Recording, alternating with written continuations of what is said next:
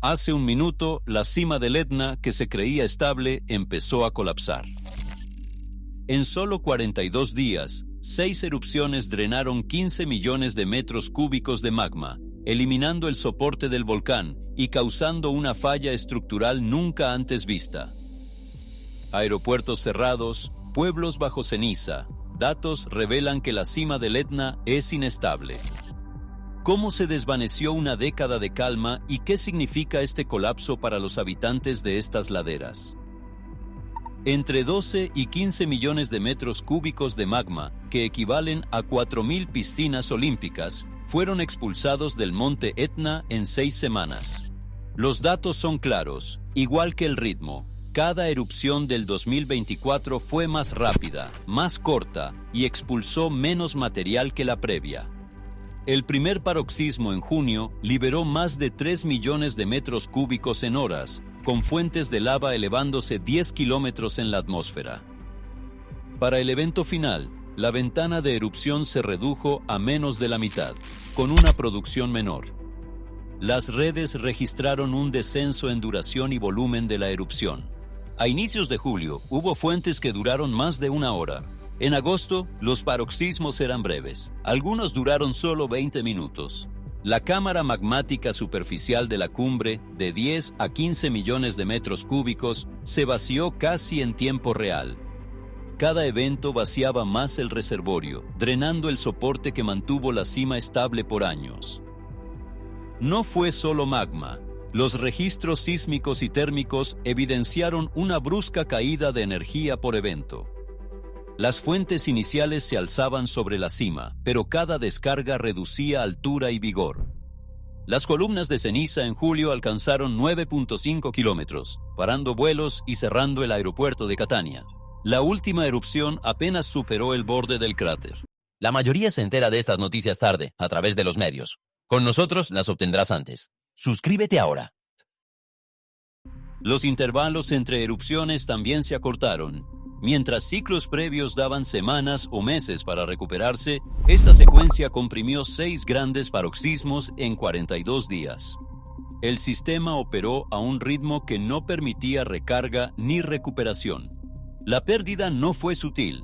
Sensores automatizados contaron la producción acumulada, confirmando que el volumen expulsado coincidía con la capacidad del reservorio.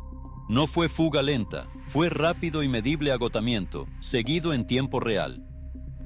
La integridad de la cumbre dependía de la presión y flotabilidad del magma. Al vaciarse la cámara, la cima perdió su andamiaje interno. Los números revelan una historia simple, una década estable, borrada por 6 erupciones, cada una más breve y débil que la última, despojando el soporte de la cima. Este no es un ciclo de renovación, sino de agotamiento, con la cima mostrando signos de fatiga estructural. Hace un instante, por casi 10 años, el Etna era inquebrantable. El cráter Voragine, antes violento, era ahora un hito silencioso. Su chimenea solo emitía gas, y su borde era una ruta común para científicos, guías y excursionistas. Equipos registraron datos rutinarios, trazas sísmicas estables, firmas térmicas leves, sin cambio estructural. La calma constante de la montaña convirtió el acceso a la cumbre en pilar económico local, atrayendo miles cada temporada y asegurando a comunidades que los días peligrosos del volcán eran cosa del pasado. Esa seguridad se fracturó en el verano de 2024. A días de la erupción, los satélites detectaron un hundimiento sutil pero claro en la cumbre.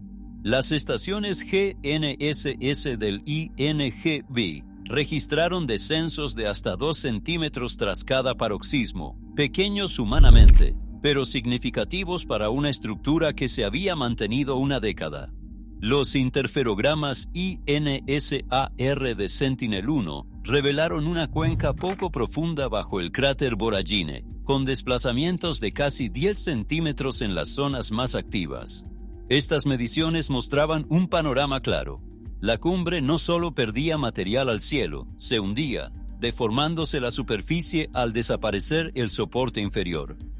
El cambio fue notado por quienes viven cerca del Etna.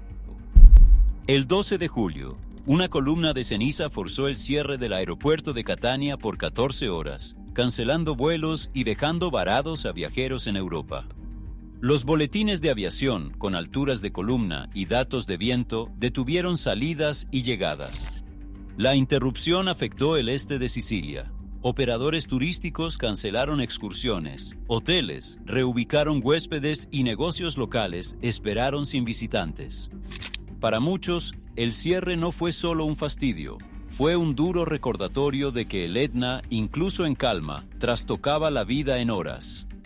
Los sistemas automatizados monitoreaban constantemente.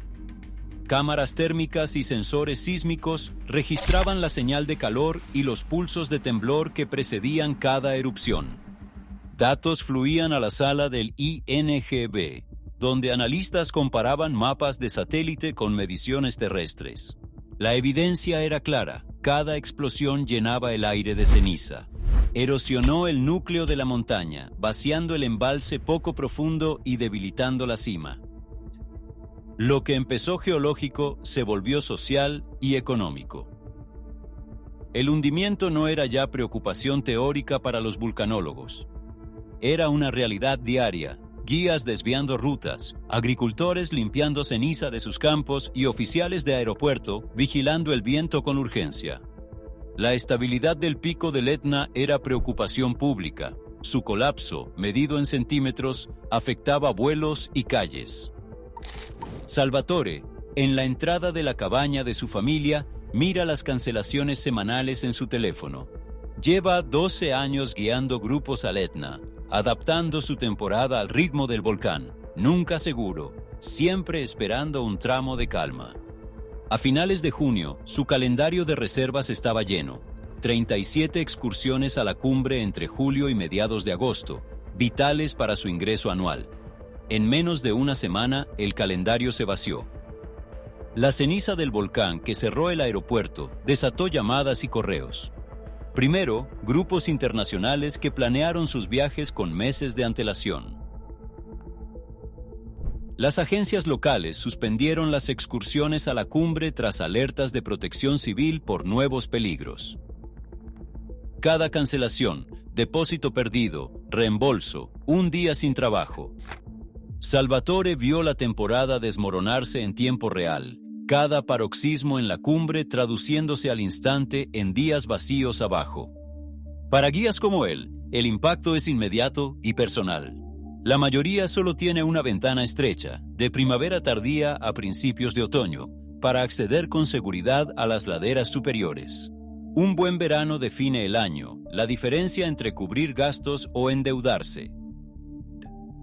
La fama del Etna, volcán seguro por casi una década de acceso a la cumbre, hacía este trabajo estable, manteniendo familias, pagando escuelas y pequeños negocios. Pero esa estabilidad se esfumó con la primera alerta de erupción. En 42 días, Salvatore perdió más de 2/3 de sus excursiones. Algunas semanas, solo hacía una caminata de mediodía por las laderas bajas, guiando visitantes por campos de lava, no a la cima. La diferencia de ingresos era abismal. Una excursión a la cima rinde el triple que una caminata baja. Para agosto, sus ingresos cayeron a niveles no vistos desde su primer año como aprendiz. Y no está solo. En toda la montaña, los guías comparten historias similares, mensajes con cancelaciones de última hora, preguntas sobre cuándo se reabrirá la cumbre y rumores de nuevas grietas o cimas cerca de los cráteres. Algunos tomaron empleos de temporada en pueblos cercanos, en hoteles o restaurantes para llenar el vacío. Otros esperan noticias del INGB, anhelando un cese de actividad que les permita salvar lo que resta del verano. Las cifras en informes científicos, volúmenes de magma, erupciones, subsidencia, se traducen en reservas perdidas y salarios no percibidos para quienes dependen de la montaña. Para Salvatore, cada columna de ceniza es más que un gráfico. Es otro día explicando a clientes decepcionados por qué la cumbre está vetada. Otra noche preocupado por las facturas, esté el Etna tranquilo o no. Hileras de vides y olivos se extienden por las faldas inferiores del Etna, pero el paisaje ha cambiado. Tras cada erupción, fina ceniza gris se posa en hojas, doblando ramas, cubriendo fruta con una película arenosa. Para los agricultores, no hay que esperar. La limpieza empieza al caer la ceniza. Los equipos recorren las hileras con mangueras y cepillos, lavando a mano cada planta. El proceso es lento, laborioso y caro. Días limpiando ceniza son días de cosecha perdidos. En las zonas más afectadas, restaurar una parcela puede llevar hasta una semana.